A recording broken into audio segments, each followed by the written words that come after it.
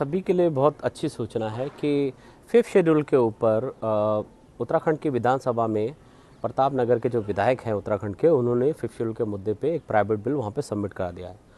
आने वाला जो सत्र होगा उसके ऊपर 5th शेड्यूल के ऊपर चर्चा की जाएगी और ऐसा उनका मानना है कि अगर सबकी सहमति हुई तो हो सकता है इस बिल को केंद्र सरकार के पास भेजा जाए। तो चलिए आप इस वीडियो को एक बार देखिए प्लीज। संविधान की अनुसूची 5 में शामिल किया जाए, इसके लिए मैंने बिल प्रस्तुत किया है।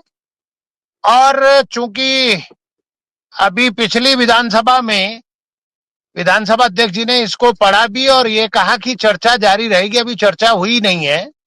जब इस पर चर्चा होगी तो मेरा राज्य सरकार से अनुरोध रहेगा कि इसको विधानसभा से पास करके भारत सरकार को भेजा जाए। बहुत से ऐसे प्रदेशों ने ऐसा किया है जिनमें अनुसूचित जाति के कई जातियों को शामिल किया गया है, कई क्षेत्र को ट्राइबल में शामिल किया गया है।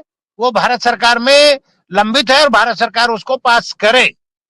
ये इस अनुरोध के साथ हम राज्य सरकार से पास करके उसको भारत सरकार को भेजने के लिए हम राज्य सरकार से निवेदन भी करेंगे, चर्चा भी करेंगे। और इसके पीछे जो यहाँ पर हमारा शेड्यूल डिस्ट्रिक्ट एक्ट 1874 लागू था, जिसे बाद में समाप्त कर दिया गया। और ये आपके भू कानून से लेकर ये मूल निवास से लेकर जो ये समस्याएं आ रही हैं, इन सब का भी समाधान इसमें निकलेगा। पर्वतीय क्षेत्र को शेड्यूल ट्राइब का दर्जा, आपने देखा कि हमारे संस्कृति भी अलग है। गोलू देवता, राक्ष देवता और इस तरह से बहुत सारे सिलुंगा देवता, बहुत सारे देवता जो अन्य जगह नहीं है। हमारी पूजन पद्धति और संस्कृति, भौगोलिक स्थिति तो भिन्न है ही है, सामाजिक स्थिति भिन्न तो है ही है। इसलिए इन सब विशेष परिस्थितियों को देखते हुए पर्वतीय क्षेत्र को उत्तराखंड के शेड्यूल 5 में, संविधान की अनुसूची 5 में शामिल किया जाए। बिल्कुल वैसे ही लागू हो जाएगा जैसे हमारे उत्तराखंड में आने वाले टाइम पे इस अगले महीने में जैसे यूसीसी लागू होगा।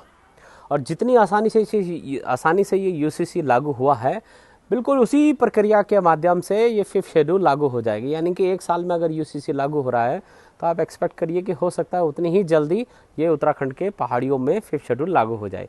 तो आप लोग सब बने रहिए।